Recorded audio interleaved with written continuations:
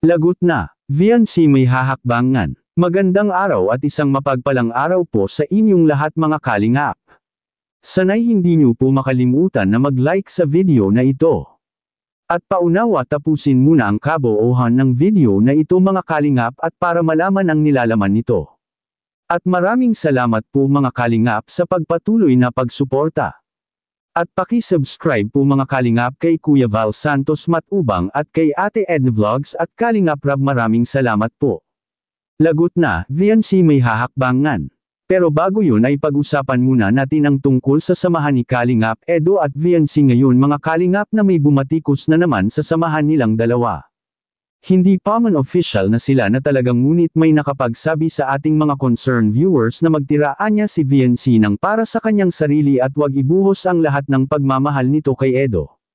Sa bagay na yan mga kalingap ay tanging si VNC lang ang makapagdesisyon, dahil kahit na ano pa ang mangyari kapag nagmahal ang katulad ni VNC ay paniguradong takot itong masaktan, at ibubuhos talaga nito ang lahat-lahat.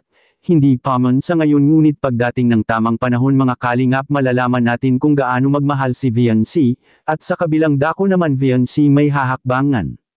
Yan ang ating makikita sa video. Sabi, sa vlog yung business ko, ikaw, yung ganyan. Wala na, diba?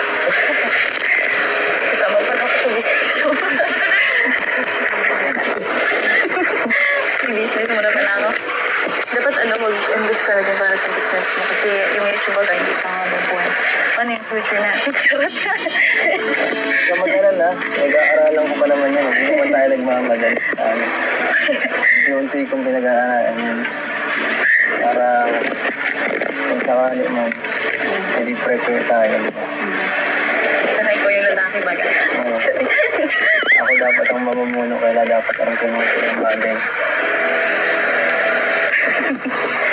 Ito mo rin natawan dito. Wala kaya itong tiwala sa alibis ko Ano, ikaw na lang kanang kamay ko. Ay nagkamit na ako. Manager. Manager.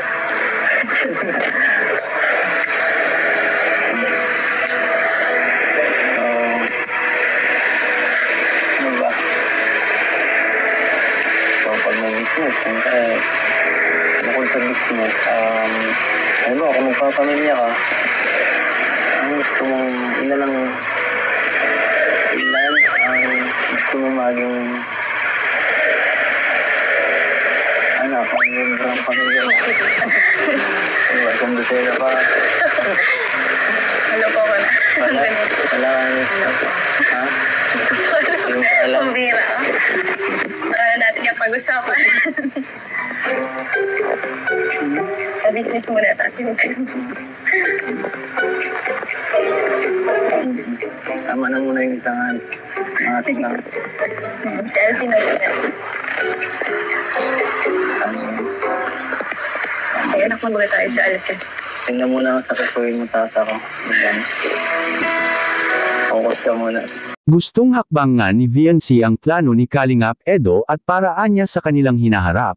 Anong masasabi niyo po tungkol dito mga kalingap? Please comment and God bless you all.